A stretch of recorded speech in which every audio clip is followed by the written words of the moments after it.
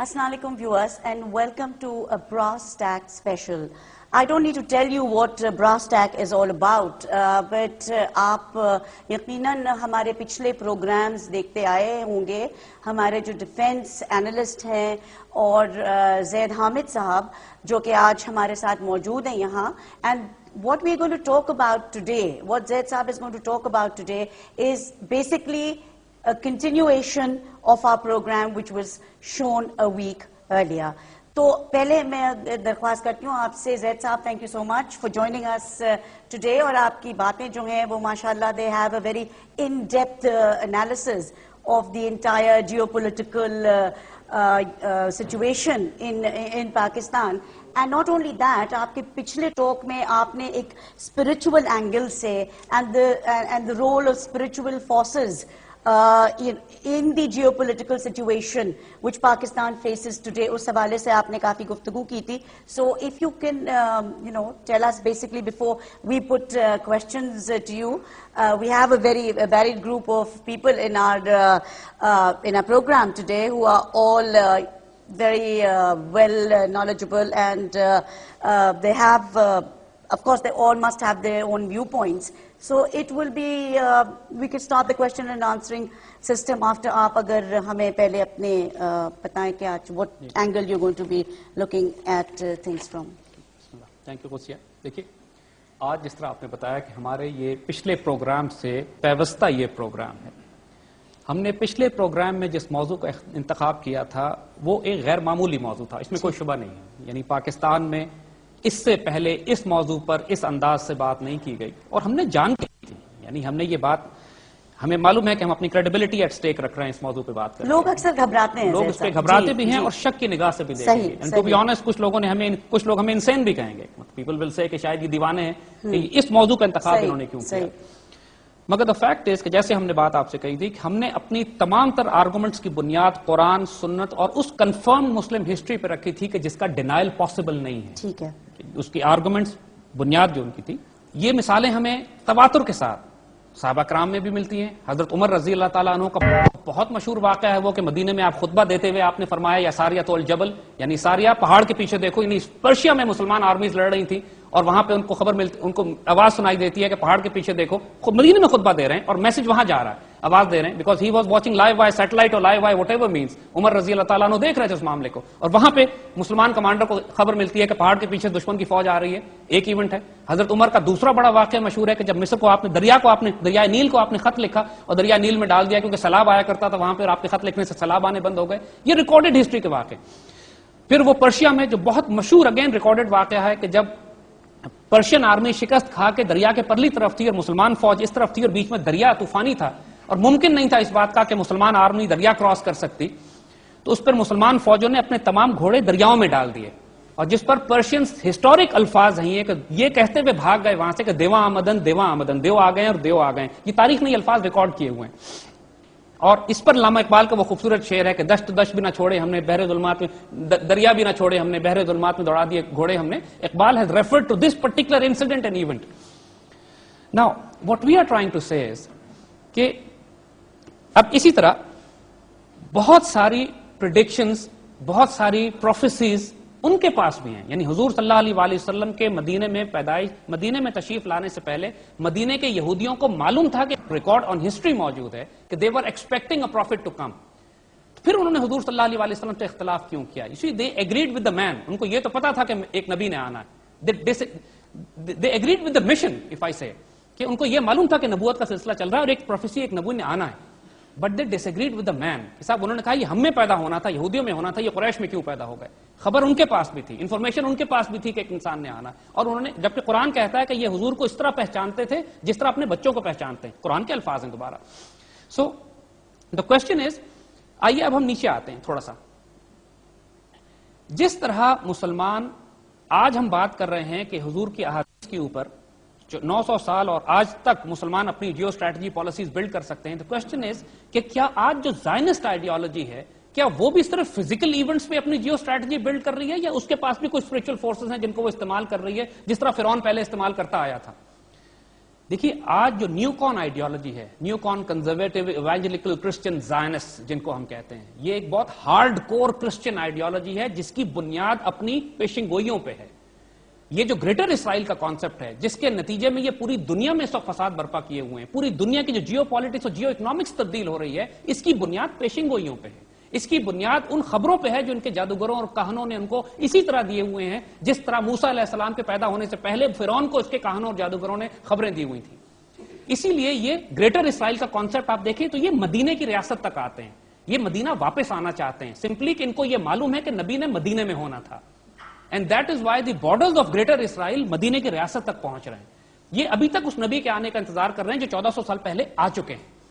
لیکن ان کو جو اس وقت جو جارج بش کی آئیڈیالوجی ہے وہ یہ ہے، اگر آپ ان کی ایکچوئل بلیف سسٹم اٹھا کے دیکھیے، وہ یہ ہے کہ گریٹر اسرائیل جب قائم ہوگا تو عیسیٰ علیہ السلام آئیں گے، وہ اینٹی کرائسٹ کو قتل کریں گے اور اس کے بعد پوری دنیا میں عیسائیت پھیلے گی. ان کا بلیف سسٹم ہے یہ ان کی روایتیں، ان کی تاریخ، ان کے جادوگروں نے یا ان کی کتابوں میں جو باتیں ان لوگوں کو لکھی ہوئی ہیں.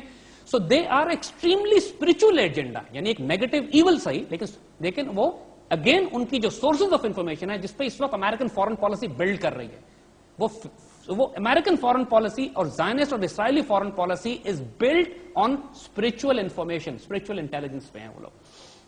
سو what I am trying to say is کہ جس طرح دنیا میں آپ کو ایلیمنٹس آپس میں کلیش کرتے نظر آ رہے ہیں، اس طرح آئیڈیولوجیکل اور اسپرچل پلین پہ بھی یہ prophecies versus prophecies, spiritual intelligence versus spiritual intelligence, spiritual motivation versus spiritual motivation, اور ڈائریکٹ اسپرچل انٹرونشن مسلمانوں کی طرف سے جو کہ اللہ کی فورسز ہوتی ہیں اور نیگیٹو فورسز جو انٹروین کرتی ہیں. یہ اس لیول پر بھی کانفلکٹ جاری ہے، ہمیشہ سے ہوتا آیا ہے، قرآن نے ذکر کیا ہے، آج بھی اس کے ایلیمنٹس اور پلیئرز موجود ہیں. Now this is the reason Gandhi for example, Mahatma Gandhi Hindu specialize کرتے ہیں اس قسم کی سائنسز میں جو نیگیٹو ہیں، چاہے وہ جادو ہو، چاہے وہ جنم پتری بنانا ہو، چاہے وہ حساب کتاب کرنا ہو، چاہے پریڈکشنز کرنی ہو، چاہے وہ کوئی کام نہیں کرتے جب تک وہ کسی کاہن سے یا پادری سے کسی سے پوچھ نہ لیں کہ ہمارا یہ حالات، واقعات، موسم، وقت، گھڑی ٹھیک ہے کہ نہیں ٹھیک ہے. اینڈ ٹو بی آنیسٹ وہ سائنس ہے، وہ نالج ایگزسٹ کرتی ہے، لیکن مسلمان اس پر اعتبار نہیں کرتے کیونکہ ہمارا توکل اللہ سے ڈسٹرب ہوتا. مہاتما گاندھی نے پریڈکشن کی پاکستان کے حوالے سے کہ پاکستان بن گیا ہے، اب ہماری 4 جنگیں اس کے ساتھ ہوں گی اور ہر جنگ پچھلی جنگ سے خونریز ہوگی، اور جو چوتھی جنگ ہے وہ فیصلہ کن ہوگی. This is precisely what we are seeing کہ ہماری کشمیر کی جنگ بھی ہو چکی ہے، 65 کی بھی ہو چکی ہے، 71 کی بھی ہو چکی ہے، اور ایک چوتھی فائنل شو ڈاؤن ڈیو ہے بھی ان کے ساتھ جس کے اندر ہمارا فیصلہ ہوگا. نوسٹرڈیمس، اس کو جو مرضی لوگ کہیں، لیکن نوسٹرڈیمس بھی ایک ایول سورسز سے، ایک نیگیٹو سورسز سے اس کو خبریں ملتی تھی. وہ مسلمان اس پہ اعتبار نہیں کرتے، کچھ باتیں صحیح کچھ باتیں جھوٹ، دیٹس ہاؤ اٹ ہیپنس. لیکن اس نے ایک بڑا انٹرسٹنگ پریڈکشن بھی کی ہے. اس نے ایک ایسی آرمی کا ذکر کیا ہے جو 3 شیروں والا نشان اس کا ہوگا اور وہ بہت بری طرح تباہ کی جائے گی. So what we should realize is کہ پازیٹیو اینڈ نیگیٹو بہت اسپرچل، یعنی اسپرچل انٹیلیجنس ہے یہ، جس کو مسلمانوں نے 1400 سال میں جو خاص ہم نے صرف اس حدیث پہ اور اس سورسز پہ اعتبار کیا جو ہمیں قرآن اور سنت کے مطابق اور حضور صلی اللہ علیہ وسلم کی حدیث سے ملتی ہے. کفار ہر سورس استعمال کرتے ہیں، چاہے وہ ایول ہو یا نیگیٹو ہو یا جو مرضی، جس مرضی سورس سے ان کے پاس نالج سورس آ رہا ہو، لیکن یہ فورسز ایگزسٹ کر رہی ہیں. Paranormal, parapsychology, supernatural forces, metaphysical sciences, دنیا کی بڑی بڑی یونیورسٹیز میں اس پہ کام ہو رہا ہے آج. یہ ڈومیننٹ سائنسز ہیں، ریکگنائز سائنسز ہیں. ایکسٹرا سینسری پرسپشنز ہیں، ٹیلیپیتھیز ہیں، کلیرو وائنس ہیں، کلیرو آڈینس ہیں. اس پہ کام کیا جا رہا ہے. ابھی انسان کا انٹلیکٹ اس مقام پر نہیں پہنچا ہے کہ عام انسانوں کا کہ اس مقام پر پہنچ کے ان سورسز اور ان فورسز کو سمجھ سکیں، لیکن اس کی ریالٹی سے انکار ممکن نہیں ہے. چیزیں ایگزسٹ کرتی ہیں، انسان تو بھی اپنے آپ کو نہیں سمجھ پایا کہ روح کیا ہے اور انفس کیا ہے اور قلب کیا ہے، وہ تو جسم کی حد تک بھی نہیں پھنسا ہوا ابھی تک. So what we are seeing is, ہم صرف اس بات پر اپنی اس وقت کی گفتگو کنکلوڈ کریں گے، پھر سوال لیں گے آپ کے انشاءاللہ، کہ ہم ذاتی طور پہ یہ دیکھتے ہیں کہ غزوہ ہند کی حدیث پاکستان کے مسلمانوں کے لیے ایک بہت بڑی بشارت ہے. ہمیں اس کو اسی طرح لینا چاہیے جس طرح قسطنطنیہ کی حدیث کو مسلمانوں نے 900 سال لیا اور اپنی جنگی حکمت عملی اس کے مطابق مرتب کی. یہ پاکستانی قوم کے لیے سعادت ہے. اگر ہم اس کام کو نہیں کریں گے، دیکھیے یہ اوپن اینڈڈ حدیث ہے، یہ کام اگلی نسلوں کو دے دیا جائے گا، ہونا تو ہے. اور وہ لوگ، اس میں ایک اور اشارہ بھی ہے، وہ لوگ جو اس وقت پاکستانی قوم اور پاکستانی فوج کو تباہ کرنے کے لیے کوششیں کر رہے ہیں، پاکستان کے اندر خودکش حملے ہیں، پاکستانی ریاست کو تباہ کرنے کی کوشش کی جا رہی ہے اسلام کے نام پر، وہ بھی ذرا غور کریں اس بات پر کہ وہ کس کا کام کر رہے ہیں. وہ زائنسٹ اور ہندوؤں اور کافروں کا کام کر رہے ہیں یا پاکستان کی خدمت کر رہے ہیں اور اللہ کے رسول کی اس حدیث کو پورا کر رہے ہیں. They should be careful. اگر وہ اسلام کا نام لے رہے ہیں تو یہ خرافات بند کریں جو ملک کے اندر وہ کر رہے ہیں. یہ سوسائڈ بامبنگ یہ ان کی ایک ڈیوینٹ آئیڈیالوجی ہے, گمراہ عقیدہ ہے ان کا کہ وہ یہ سمجھ رہے ہیں کہ پاکستان کی آرمی اور ریاست کو تباہ کر کے وہ اسلام کی کوئی خدمت کریں گے. اس حدیث کے مطابق پھر اسرائیل کی طرف پاک فوج نے جانا ہے, پاکستانی قوم نے جانا ہے. یہ سعادت ہماری ہے اور اس قوم کو اس پہ متحد ہونا ہے. انٹلیکچولی بھی ہم اس آرگومنٹ کو پروف کر چکے ہیں اور اب اللہ کے فضل سے حدیث شریف نے بھی ہماری اس بات کو تقویت دی ہے. زاہد صاحب, آپ نے کہا کہ جو فارن پالیسی ہے, you are seeing in other words that foreign policy of Pakistan should be based on its spiritual, جو آپ نے کہا کہ قرآن اور حدیث کے تھرو جو رسول اللہ صلی اللہ علیہ وسلم کو بشارت آئی تھی, وہ اس کے, are you seeing that it should be purely based on that, number one. اور ایک ساتھ میں یہ بھی پوچھ لوں کہ militancy is not a disease, you will agree. It's not a virus which just spreads unaccounted for. It actually is an attempt by people, an answer by people who are misguided, domestic یا foreign policy سے. And یہ وہ لوگ ہوتے ہیں جن کے پاس کوئی اور طریقہ نہیں ہے اپنے یہ militant reaction show کرنے کے لیے. دیکھیے قدسیہ, ٹھیک ہے, ماشاءاللہ خوبصورت سوال ہے آپ کا. بڑی فیسنیٹنگ بات ہے جو آپ نے کہی ہے کہ ہم ایک ہی بات دو نقطہ نظر سے کر رہے ہیں. یعنی ہم اپنے انٹلیکچوئل آرگومنٹ میں, اس سے پہلے جو ہم نے کہا نا 17 پروگرام ہم نے بلڈ کیے ہیں, وہ انٹلیکٹ بلڈ کیے ہیں. وہ 17 پروگرام انٹلیکچوئل آرگومنٹ ڈیسائسولی پروو کر رہا ہے اس بات کو کہ پاکستان کی فارن پالیسی انڈیا اور اسرائیل کے خلاف ایک ایگریسو ہونی چاہیے. وی ہیو پرووڈ دس. ہم نے تو اس آخر میں آ کے صرف اس کو ری انفورس کیا ہے اس حدیث شریف سے. ٹو بی آنےسٹ, ہمیں بھی یہ حدیث ابھی نظر آئی ہے اینڈ وی آر فیسنیٹڈ, کیونکہ جب ہم ریسرچ کر رہے تھے اپنے اس پہلے والے پروگراموں کے لیے, تو ہم نے اس ایسپیکٹ کو کہ بار بار تاریخ اسلام میں یہ جو روحانی ڈائمنشن ہے ہمیں اتنا زیادہ نظر آ رہا تھا کہ ہم اس کو اگنور نہیں کر سکتے تھے. سو وی تھاٹ کہ ہم اس کو قوم کے سامنے پیش کریں گے اور ڈسکس کریں گے اور بات کریں گے. تو جو ہماری فورن پالیسی انڈیا کے خلاف ہونی چاہیے, چاہے آپ اس کو انٹلیکچوئل پلین پہ بنائیں یا اس کو اس حدیث پہ بلڈ کریں, نتیجہ ایک ہی ہوگا. وہی ریکمنڈیشنز ہماری رہیں گی کہ جو ہم اپنے پہلے پروگراموں میں کر چکے. دوسری, آپ نے ملیٹنٹس کی بات کی. دیکھیے یہی وہ بات ہے کہ قیادت کی بیسک فنڈامنٹل ڈیفینیشن یہ ہے کہ وہ نگاہ بلند ہے, سخن دل نواز ہے, جاں پرسوز ہے. علامہ اقبال جس کو ڈیفائن کرتے ہیں, قرآن پاک اس کو کہتا ہے کہ وہ الکتاب کی تعلیم بھی دیتے ہیں, حکمت بھی سکھاتے ہیں اور تزکیہ بھی کرتے ہیں. تزکیہ پیوریفائڈ وجود کو کہتے ہیں. ان مسلمان ملیٹنٹ گروپس کے ساتھ پرابلم یہ ہے کہ دے آر ان ہری. ان کے پاس تزکیہ نہیں ہے, ان کے پاس قیادت نہیں ہے, ان کے سامنے مقصد نہیں ہے. ابھی نظر آ رہا ہے ان کو جو مسلم قیادت ہے وہ مسلمانوں کی نمائندگی نہیں کر رہی. تو اب جب اپنے پاس بھی تزکیہ نہیں ہے, سپورٹ بیس نہیں ہے, لوگ ان کے ساتھ نہیں ہیں, مار پٹائی, خودکشی, حملے, دھماکے, بربادی, تباہی, جنگ پہ وہی اترے گا جس کی آرگومنٹ ختم ہو چکی ہوگی, جس کی دلیل ختم ہو چکی ہوگی, جس کے پاس قیادت نہیں ہے.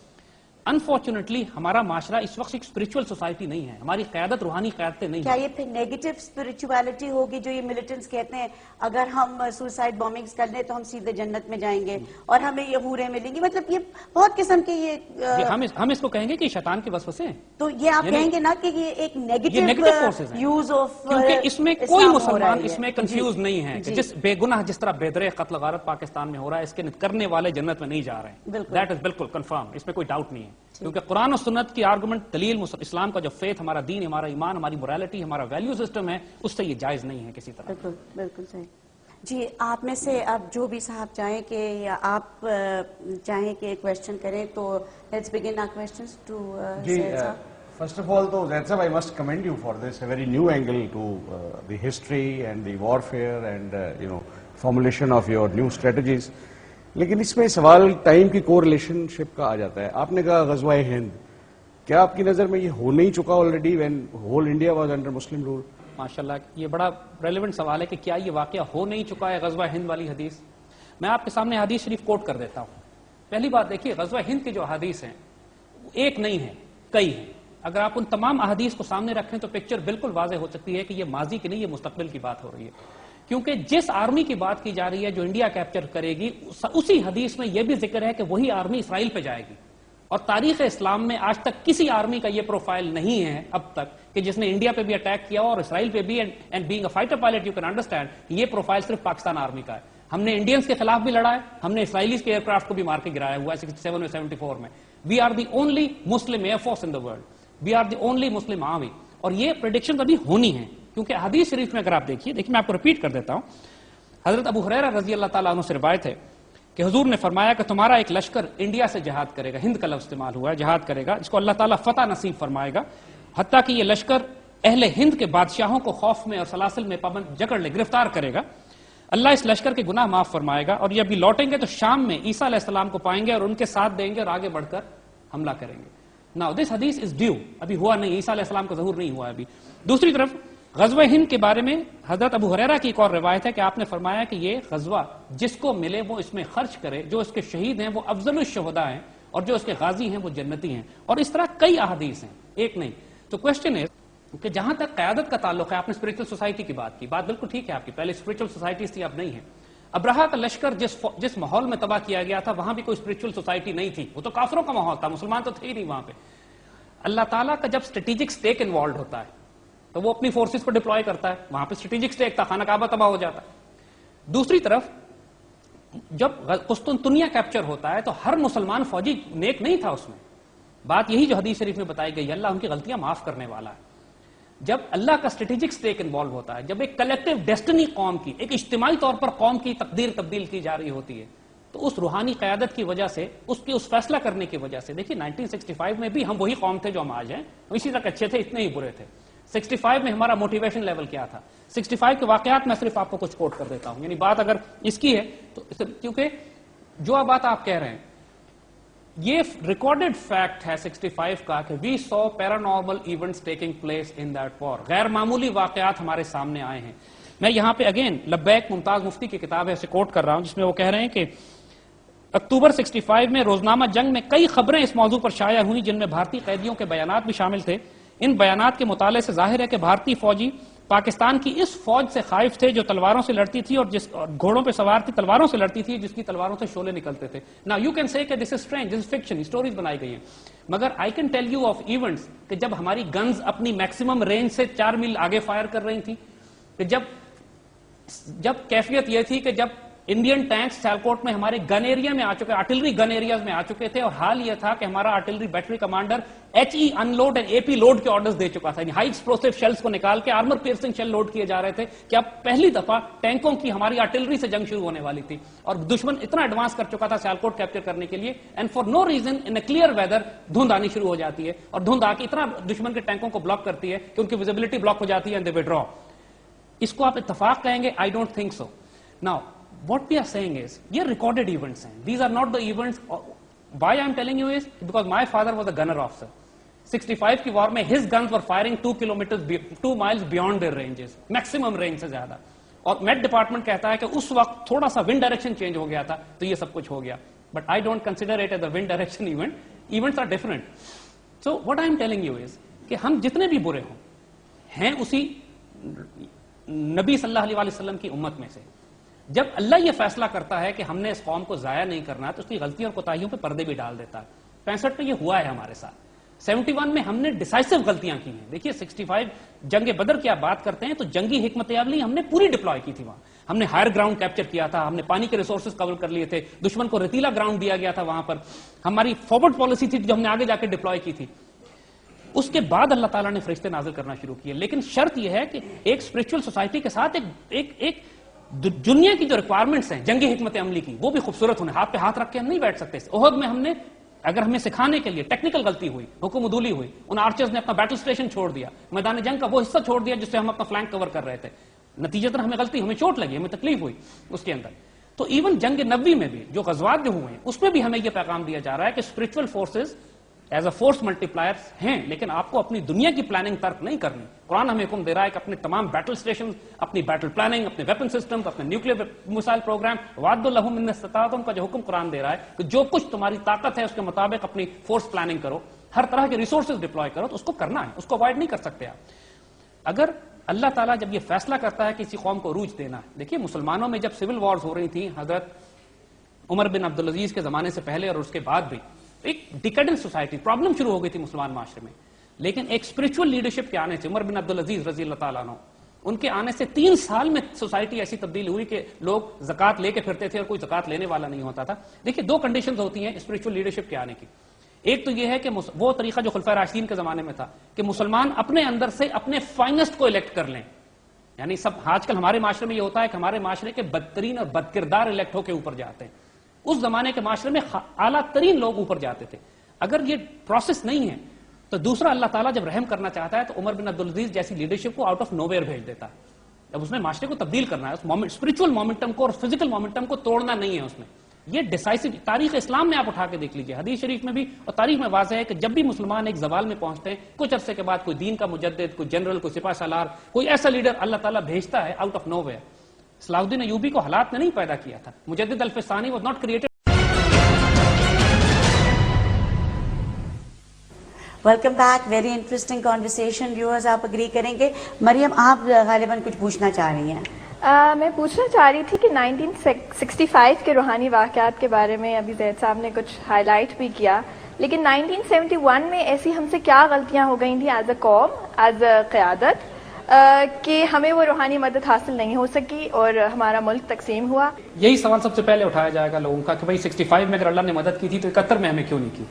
اس کے بالکل سیدھا سا جواب ہے, دیکھیے آپ کو اس دنیا کے تقاضے پورے کرنے ہیں.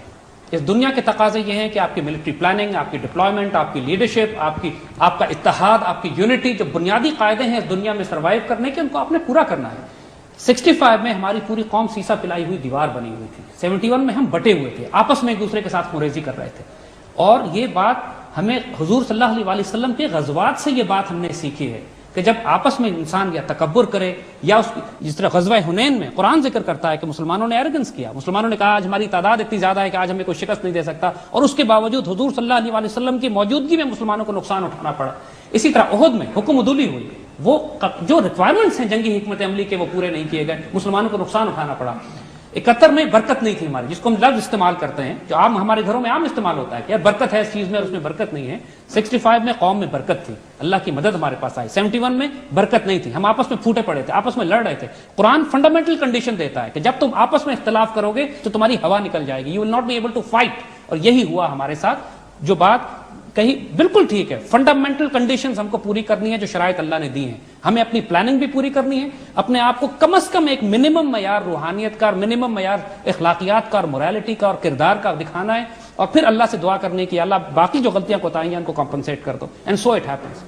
اللہ یا تو یہ قوم اپنے اوپر ایک قیادت, ہم توبہ کریں اور ایک قیادت اپنے اوپر ہمارے پاس ایسی آئے کہ جو سیدنا عمر بن عبدالعزیز کی طرح سے یا اللہ تحفے کے طور پہ بھیجے گا, یا ہم اپنے اندر سے اپنے بہترین لوگ سلیکٹ کر کے اوپر لے کر آئیں کہ جو اس قوم کی تقدیر تبدیل کریں. صحیح. حیدر رضوی صاحب, آپ پروفیسر حیدر رضوی صاحب, آپ کچھ پوچھنا چاہ رہے ہیں؟ پہلی بات تو یہ کہ جو میں نفسیات کا طالب علم ہوں تو تاریخ و جغرافیہ سے میں بالکل نابلد ہوں. تو غزوہ ہند کی جب آپ بات کرتے ہیں تو اس زمانے میں ٹیریٹوریل وہ جو باؤنڈریز تھیں, کیا وہ ابھی تک وہی ہیں؟ کیا یہ چینج نہیں ہوں گی یا چینج نہیں ہوئی؟ تھینک یو پروفیسر صاحب. دیکھیے پہلی بات, آپ نے ہند کی بات آپ نے کہی, اس کا جواب ہم اقبال کی زبان میں دیں گے. علامہ اقبال نے فرمایا کہ میرے عرب کو آئی ٹھنڈی ہوا جہاں سے, میرا وطن وہی ہے, میرا وطن وہی ہے. حضور صلی اللہ علیہ وسلم نے جو بشارتیں ہند کے حوالے سے دی تھی اور علامہ اقبال نے جس کو ری انفورس کیا ہے وہ یہی ہند ہے. ہند سے مطلب یونائٹڈ انڈیا, ہند سے مطلب جس میں سے یہ پاکستان نکلتا ہے. سو آپ کے پہلے سوال کا جواب تو یہی ہے. ہماری غزوہ ہند کی اس حدیث کی جو ریفرنسز اور جس کی ڈیفینیشن جو انٹرپریٹیشن علامہ اقبال, یہ کہ ہم نے ہمیشہ اسٹانس لیا کہ ہم پر جنگ مسلط اچھا آپ کی کی وہ گئی. بات, اس کا جواب, we are not arguing here کہ ہم انڈیا پہ حملہ کرتے ہیں یا انڈیا ہم پہ حملہ کرتا ہے. That is not part of our argument ہے. Our part of our argument جو ہم پچھلے 17 یا 18 پروگرام سے بلڈ کرتے چلے آئے ہیں کہ اس وقت ہماری سیکورٹی انوائرمنٹ ایسی بلڈ ہو رہی ہے کہ ہمارا کلیش انیویٹیبل ہے. ہم ایک پیورلی ملٹری ڈاکٹرن کے لحاظ سے بات کر رہے ہیں. And what we are seeing is کہ جب وہ ملٹری انالیسس ہمارا ری انفورس ہو رہا ہے حضور صلی اللہ علیہ وسلم کی اس حدیث کے ساتھ, so then we should take it very seriously and further develop our doctrines accordingly. In arguments میں ہم نہیں ہیں کہ انیشیٹ کس کی طرف سے ہوتا ہے. ہم پریمپٹیو وارفیئر میں حملہ کرتے ہیں یا وہ ہمارے اوپر پہلے لو انٹینسٹی کانفلکٹ ویج کر کے ہمیں کمزور کرتے ہیں اور پھر پینیٹریٹ کرتے ہیں ہمارے بارڈرز کے across. It is immaterial. For us what matters is that we need to prepare for a showdown which is coming. But it is okay جی, ہم question دیتے ہیں. This has been received on the email. زید صاحب, یہ ہمارے ایک لکھنے والے یہ پوچھ رہے ہیں کہ in Indo-Pakistan Islam is spread through Sufic and mystic orders. Do we have any examples that spiritual forces were used by Sufic orders to spread their teachings? या आपके पिछले प्रोग्राम के हवाले से जो क्वेश्चंस आए? बड़ा फैसिनेटिंग. You see, ये फैक्ट है ये बात कि इंडिया पाकिस्तान में जो इस्लाम फैला है वो नॉन वायलेंट मीन्स से फैला है. इसको सूफिक ऑर्डर्स ने फैला है. सही. दिल्ली में हजरत निजामुद्दीन औलिया हैं, अजमेर में मोइनुद्दीन चिश्ती हैं, हजरत बहाउद्दीन ज़करिया मुल्तानी. I mean you take hundreds of people, और इनकी सैकड़ों मिसालें मौजूद हैं. हजरत मुजद्दिद अल-फसानी का जो रोल अकबर बादशाह के साथ और उसके बाद जहांगीर के साथ था, और किस तरह उन्होंने अपना इन्फ्लुएंस इस्तेमाल किया उस वक्त अकबर के शर को कम करने के लिए. अकबर ने दीन इलाही इजाद किया था, दीन इलाही के जरिए वो फितना और फसाद फैला रहा था, और जो इन्फ्लुएंस मुजद्दिद अल-फसानी ने अपना इस्तेमाल किया अकबर के वजीरों पे, मुशीरों पे. एक बड़ी खूबसूरत मिसाल हम आपको निजामुद्दीन औलिया की देना चाहते हैं. उर्दू और फारसी में एक कहावत मशहूर है, हनूज दिल्ली दूर अस्त, अभी दिल्ली दूर है. इसकी बुनियाद क्या है, ये कहां से निकला? ये यानी जब उस वक्त कहते हैं ये बात कि जब कोई काम ना होना हो और हम कहते हैं अभी बहुत दूर है, नहीं होगा ये. इसकी बुनियाद ये है कि बादशाह तुगलक, गयासुद्दीन तुगलक उसका शायद नाम था, उसने हजरत निजामुद्दीन औलिया से कहा कि मैं आपको दिल्ली से निकाल बाहर करूंगा जब मैं बंगाल की मुहिम से वापस आऊंगा. वो बंगाल से वो दिल्ली आ रहा था, और जब उसने ये थ्रेट किया उनको और दिल्ली के बाहर आके उसने ठहरा, तो उनके मुरीदों ने कहा निजामुद्दीन औलिया से कि आप दिल्ली छोड़ दीजिए क्योंकि वो आके कत्ल करेगा आपको. तो जवाब में उन्होंने ये कहा कि हनूज दिल्ली दूरस्त. और जब उन्होंने ये स्टेटमेंट दिया तो बादशाह का महल कोलैप्स कर गया और वो उसमें मारा गया. Now this was not an accident. इसको आप इसी तरह हजरत मोइनुद्दीन चिश्ती का जो बादशाह पृथ्वीराज वहां पे उस वक्त बादशाह था, उसने उसी तरह जिस तरह मूसा अलैहिस्सलाम के मुकाबले पे फिरौन ने जादूगर और फोर्सेस भेजी थी, उसी तरह पृथ्वीराज ने मोइनुद्दीन चिश्ती के मुकाबले पे बड़ी फोर्सेस भेजी. जादूगर हिंदुओं का जादू ज़बान बहुत मशहूर था, उस इलाके जादूगरों का इलाका था वो, और उसका मुकाबला भी स्पिरिचुअल फोर्सेस पे हुआ. और फिर जो बात हमने पहले कही थी, देखिए कि ये इवल फोर्सेस को रोकने का तरीका है, लेकिन इस्लाम इस तरह नहीं फैला. इस्लाम फैला है उस तरीके पे जो हुजूर सल्लल्लाहु अलैहि वसल्लम का तरीका था कि अल किताब की तालीम, हिकमत और तज़किया, प्योरिफिकेशन. इन बुजुर्गों में, इन लोगों में स्पिरिचुअल फोर्स इतनी थी अपने वजूद की कि जो इनसे मिलता था प्यार करने लगता था. और जब भी एक एक महफिल में कई कई हजार हिंदू मुसलमान हुआ करते थे, ये ताकत के जोर पे नहीं था, ये अकल और इंटेलेक्ट की दलील पे नहीं था, ये इस वजह से था कि लोग इनके रूहानी वजूद से मुतासिर होते थे. और ये ऑरा हर स्पिरिचुअल मुसलमान में होता है कि जिसकी फोर्स फील्ड्स की वजह से लोग इन्फ्लुएंस होते हैं और उसकी बात सुनते हैं. एक और ईमेल पढ़ती चलो, मुझे कुछ सवालात काफी इंटरेस्टिंग लगे थे. ये भी आपके पिछले प्रोग्राम के हवाले से ही है. Obviously, how do we invoke spiritual help from Allah and his divine spiritual forces? Can an ordinary person do it to? एक बहुत हर रोज हमारे घर में हमारी माएं, हमारी बहनें, हमारी बच्चियां भी ये कर रही होती हैं. जब आप दुआ के लिए हाथ उठाते हैं तो आप क्या कर रहे हैं? जब आप दुआ के लिए हाथ उठाते हैं तो इट मींस कि आप अल्लाह से ये दुआ कर रहे हैं कि मैंने ज़ाहिरी असबाब पूरे कर लिए हैं, अब स्पिरिचुअल फोर्स मदद आपने देनी है. यही मतलब है ना.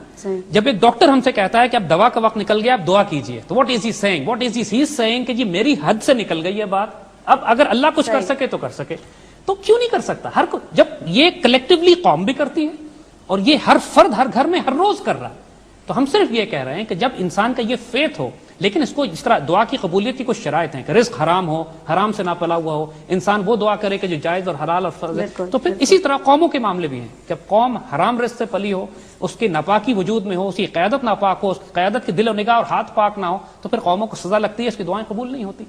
सही. ये हमें इस्लामाबाद से आया ये सवाल. यहाँ ये पूछ रहे हैं कि what military strategy should Pakistan deploy today?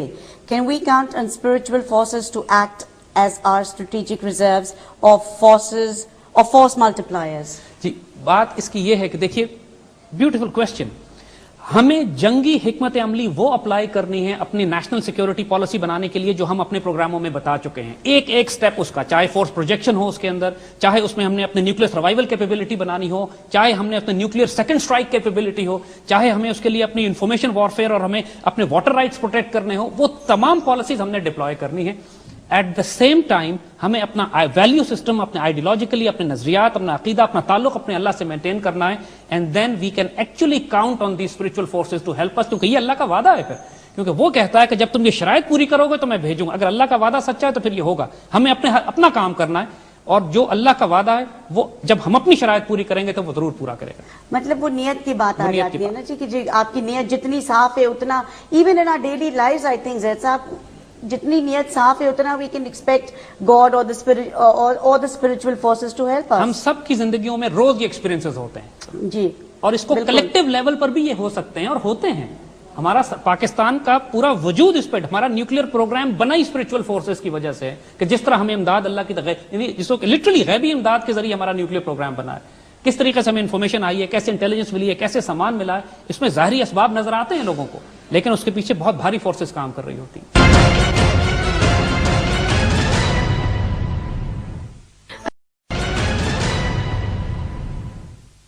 جی الیاس وورا صاحب, آپ کچھ سوال کرنا چاہ رہے ہیں.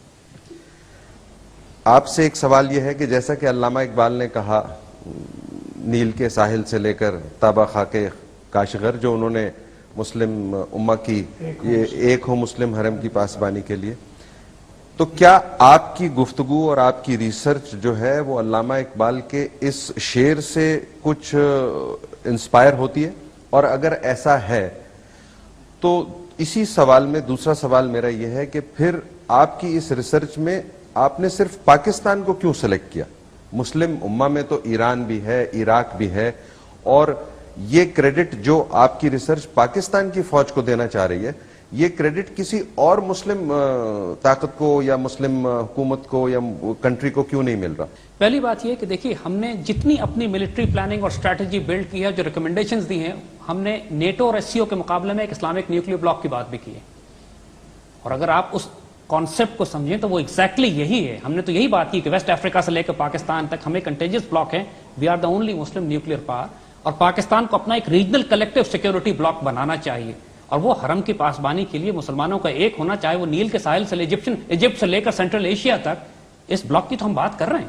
And this is the concept جو علامہ اقبال نے ری انفورس کیا ہے. پہلی بات, یعنی علامہ اقبال سے ہم نے انسپریشن لی ہے, اور نیچرلی علامہ اقبال بھی اپنی آئیڈیالوجی میں اس کو ری انفورس کرتے ہیں. دوسری بات یہ کہ ہم نے پاکستان کو کیوں سلیکٹ کیا اپنی تمام سینٹرل ملٹری اسٹریٹجی کو بلڈ کرنے کے لیے. ریزن بینگ کہ اللہ نے ہمیں نیوکلیر پاور بنایا ہے. یہ نیوکلیر پاور اللہ نے عراق کو نہیں بنایا, ایران کو نہیں بنایا, لیبیا اور کسی اور ملک کو نہیں بنایا. اگر تقدیر ہمیں یہ رول دینا چاہ رہی ہے, دیکھیے پاکستان کا نیوکلیر پروگرام حادثاتی نہیں ہے, یہی بات ہم آپ کو سمجھانا چاہ رہے ہیں. اس ملک میں 3 معجزے ہوئے ہیں. پاکستان کا بن جانا ایک معجزہ ہے, یہ بھی حادثاتی نہیں ہے. پاکستان کا بچ جانا بھی ایک معجزہ ہے 71 کے بعد, یہ بھی حادثاتی نہیں ہے. اور پاکستان کا نیوکلیر ہو جانا بھی معجزہ ہے, حادثاتی نہیں ہے. ان کو ہم کہتے ہیں کہ یہ وہ اسپرچل ڈائنامکس ہیں جو ظاہر نظر نہیں آتے, یہ کسی ڈائریکشن کی طرف جا رہے ہیں. ہم میں کمزوریاں ہیں, ہماری فوج میں کمزوریاں ہیں, ہماری قوم میں بھی وہی کمزوریاں ہیں, لیکن اگر تقدیر ہماری اللہ اور اس کے رسول صلی اللہ علیہ وسلم نے یہ لکھ دیا ہے کہ ہم نے عزت پانی ہے دنیا میں, تو ہم کیوں اپنے آپ کو ڈسکریڈٹ کریں؟ Why not. دیکھیے علامہ اقبال کی 1917 یا 1918 کی شاعری دیکھیے آپ اٹھا کے, جب پوری دنیا پہ مغرب پہ سورج نہیں ڈوبتا تھا مغرب انگریز کی حکومت پہ, اس وقت وہ شعر کہہ رہے ہیں کہ ٹوٹا ہے اعجاز ہے کسی کا یا گردش زمانہ, ٹوٹا ہے ایشیا سے سحر فرنگیانہ. وہ کیا دیکھنا چاہ رہے ہیں اس بات کو؟ یعنی انگریزوں کا قوت اور اقتدار کے ٹوٹنے کی خبر ہمیں 1917 میں دے رہے ہیں وہ, کہ جب یہ وہ وقت ہے کہ جب برٹش امپائر پر سورج نہیں غروب ہوتا تھا.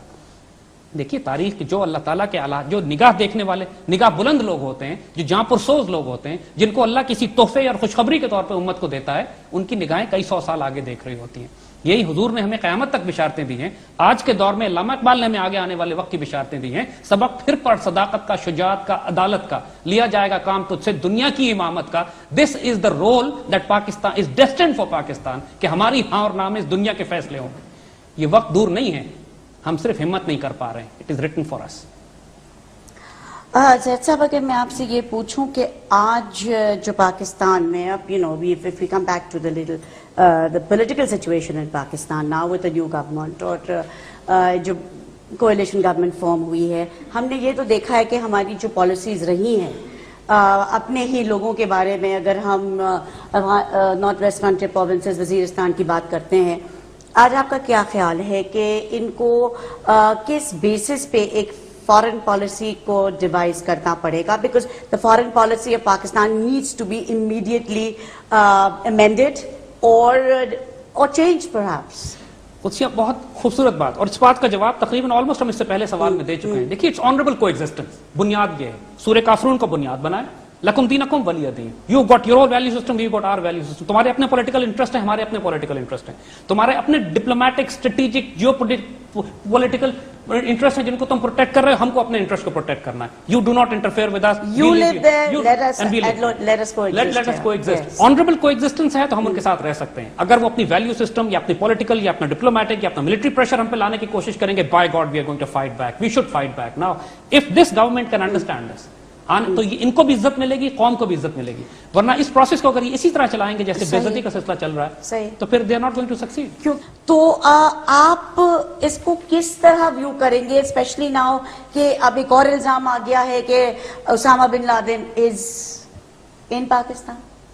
دیکھیے ایک بات ہم آپ کو بتا دیں, جو بات ہم کنکلوسیولی پروف کر چکے ہیں کہ پاکستان کے نیوکلیئر اور میسائل پروگرام کو نکالنا, اس پر اٹیک کرنا اور اس کو سیکیور کرنا اس وقت اس کی سب سے بڑی فنڈامنٹل پالیسی ہے. بالکل صحیح. اس کے لیے وہ ہر قسم کا بہانہ کریٹ کریں. اس کے لیے چاہے وہ اسامہ کا بہانہ کریٹ کریں, اس کے لیے چاہے پاکستان کے اندر ہونے والی دہشت گردی کو بنیاد بنائیں. ان کے اپنے ایسٹس موجود ہیں ریلیجس ملیٹنٹس میں جو پاکستان اور انڈین اور اسرائیلی ایسٹس جو پاکستان میں دہشت گردی کرتے ہیں. آپ نوٹ نہیں کرتے اس بات کو کہ وہ تمام ملیٹنٹ کمانڈر ٹرائبل ایریاز میں جو پاکستان کے ساتھ معاہدے کرتے ہیں, امریکنز اس کو اسیسنیٹ کر دیتے ہیں. بالکل بالکل. اور جو پاکستان سے لڑ رہے ہیں, امریکنز انہیں پیٹرنائز کر رہے ہیں. افغانستان میں ہونے والی جنگ کا ٹرائبل ایریا سے کوئی واسطہ اور تعلق نہیں ہے. بالکل. ہم ٹرائبل ایریا میں پیس ڈیلز کریں یا جنگ کریں, افغانستان کے طالبان کا اس سے کوئی انفلوئنس نہیں ہے. وار ہلمند میں ہو رہی ہے, قندھار میں ہو رہی ہے, زابل میں ہو رہی ہے, کابل کے آس پاس ہو رہی ہے. ٹرائبل ایریا سے اس کا کیا واسطہ اور تعلق کر. پھر ٹرائبل ایریا کے پرلی طرف یعنی وہ علاقہ جو خوست اور پکتی اور پکتیکا کا لگتا ہے, وہاں تو ہم امریکن آپریشن نہیں دیکھ رہے ہیں. تو وہاں امریکن آرمی کیا کر رہی ہے وہاں پہ. تو you see if the infiltration was going on from this side into, تو American should be fighting on that side.